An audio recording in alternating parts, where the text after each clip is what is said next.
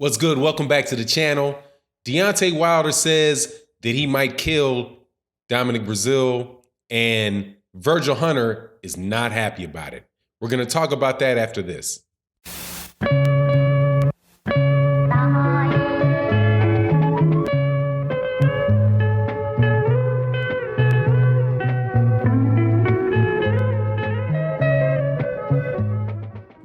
All right, welcome back to the channel, subscribers. Look, let's get into this. Before we do though, hit that subscribe button, hit that bell icon so you can get notified of when we do things on the channel. And also check out the Patreon. We got a lot of good stuff over there. Also follow me on Twitter. I'm gonna be a lot more active on that platform. Look, Deontay Wilder said something that was extremely harsh. And this is not the first time he said it. This is at least the second time that I've heard him say it. I believe that he said it before the Tyson Fury fight as well, when he talked about having the power to end a man's life in his hands and what a powerful responsibility that was. This time he followed it up by saying that, that it's legal in boxing to do that, so why not? Now, Virgil Hunter, who is the trainer for Andre Ward and the trainer in this fight for Dominic Breazeale, the opponent for Deontay Wilder in the upcoming fight this Saturday on Showtime, was not happy about it, and he chastised Deontay Wilder. And I'll have the text for it in the video. I'm not going to go through exactly what he said, other than he said, look, man, do you really want this on you? If something like that happened, then do you want that to be on your head and on your reputation for the rest of your career? You have the world in your hands, and look, young man, be a little more responsible in the things that you say. That is my take on what Virgil Hunter was saying to Deontay Wilder. And I personally have a ton of respect for Virgil Hunter. I'm a big believer in being as professionally responsible as you can be. And there is no better example of that in boxing, in my mind, than Andre Ward. And he clearly learned under the tutelage of Virgil Hunter and how you handle yourself like a sportsman and like a gentleman. I'm okay with that.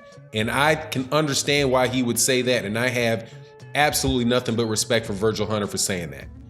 There are several people that have come to my comment section who have said and be wondering why I did not criticize Deontay Wilder for what Deontay Wilder said.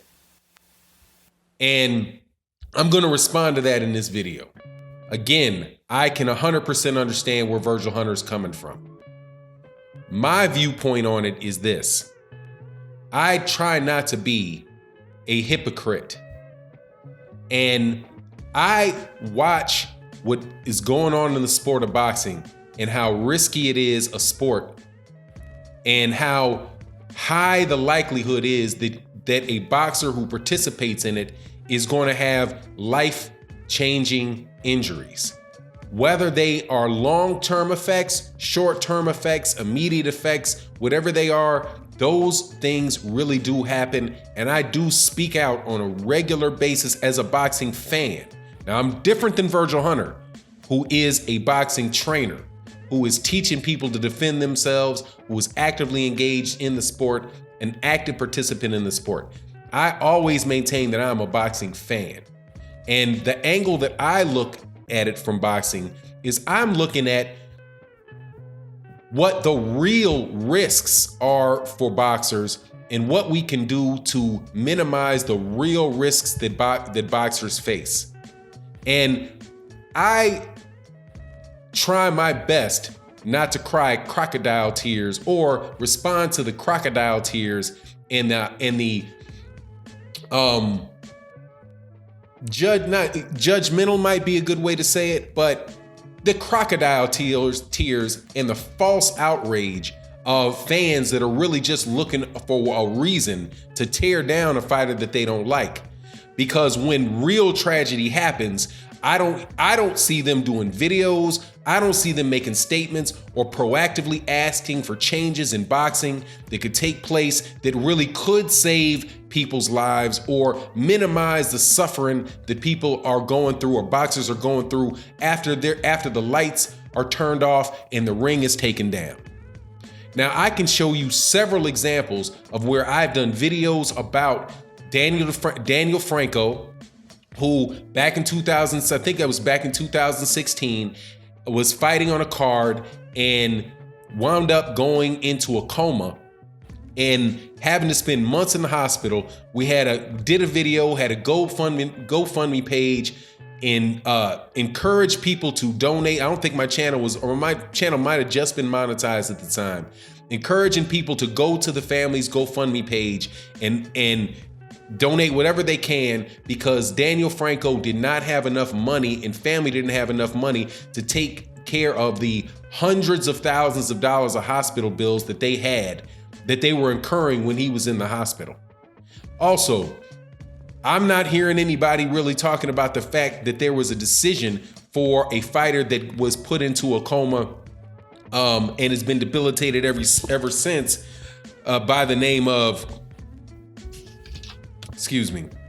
Prichard Cologne.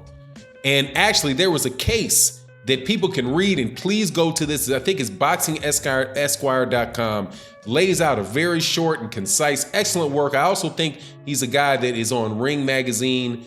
Is on Ring Magazine site. It's like Boxing Esquire. He's a boxing attorney that writes on different issues related to court cases in boxing.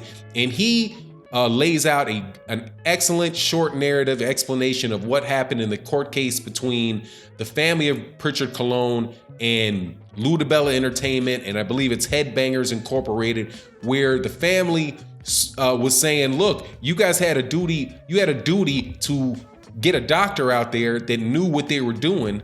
And as a result of you not taking care of your duty to do so, we're now in a situation where Prichard is not going to be able to provide for his family. He might be bedridden for the rest of his life. But the court found that the promoters were under no fault whatsoever because they didn't have a duty to begin with. The duty was with the Virginia State Athletic Commission. And there you go. The promoter gets to wash their hands clean of it financially. Maybe not emotionally. I'm not going to say what they believe personally or what the experiences they're going through, but that was a real effect of rabbit punches that were behind the head of the boxer. Also, I don't hear a lot of people talking about the debilitating effects of the weight classes, about the weight of the 2 day before weight classes, weigh-ins, where you have fighters severely dehydrating themselves in order to make it into a lower weight class, when that affects the level of water on your brain, and over time is making you more susceptible to brain damage. Let alone the conversations taking place about performance enhancing drugs in the sport of boxing, where you have people that are getting, and I'm not saying who it is. This is not a shot at AJ. It's not a shot at AJ because I have no proof whatsoever that he has testosterone, a therapeutic use exemption for testosterone. But there were people and boxers out there that get therapeutic exemptions for the use of testosterone replacement, which is putting these guys at a significant advantage when they're fighting another guy, along with the day before weigh-in policy that they have. Not 2 day before, the day before weigh-in issues that they have. Now, the WBC is, I do think that they're doing something that is good in that regard, in that they are having weigh-ins, trying to get people's weight closer to where it's supposed to be for some months ahead of time.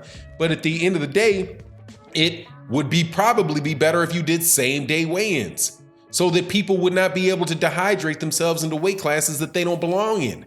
And you wouldn't get obvious mismatches like what we saw last weekend with Isaac Dogboe and Navrati. Okay, the top-ranked card on ESPN.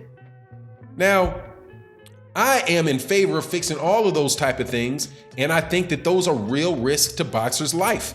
Not somebody saying something in talking and giving an interview saying, yeah, man, I'm trying to hurt somebody. And hey, man, if he goes, he goes. Now, yeah, does that sound good? No, it doesn't. Is it gentlemanly? Is it sportsmanlike? No, it's not. But that pales in comparison to the real life issues that we have in boxing that really do and truly risk the life of a boxer. You had guys like Antonio Margarito getting into the ring with Miguel Cotto with plaster of Paris on his gloves. And you can't tell me, I can't prove it, but you can't tell me and have me seriously believe that there weren't people in his camp and people involved in the fights that took place before, like Paul Williams, where Paul Williams versus Margarito, when they didn't know that was going on. So to the people that want me to express my outrage over something that somebody says, I'll ask you, express your outrage over the things that are actually happening. Like the fact that Prichard Cologne, is anybody doing GoFundMe? I'm sure there is somebody that's trying to help him out. Wilfredo Benitez. You know, I've heard of things that Al Heyman did with Paul Williams after his car accident, you know, and helping him out of that situation. That's what I heard. I don't have any verification on that. But look, man, it's a rough sport. And I'm telling you, man, like I said, I'm not gonna, with all of the things and all of the risks that we know are inherent in boxing, they honestly probably can't be taken out of the sport of boxing. Because it is, at the end of the day, somebody getting in the ring and trying to concuss and make somebody, they are intentionally trying to inflict brain damage or bodily damage on somebody else. There's no way to clean that completely up because it is what it is. And it's really a replacement for, I won't get into the history of that. That'll be another video. But anyway, that's my take on it. And with that, let me know what you think in the comment section. And if you want to have a conversation about the progression of boxing and those type of issues, I would love to have it. I'd love to get your thoughts on it. And with that, I'm out. Peace.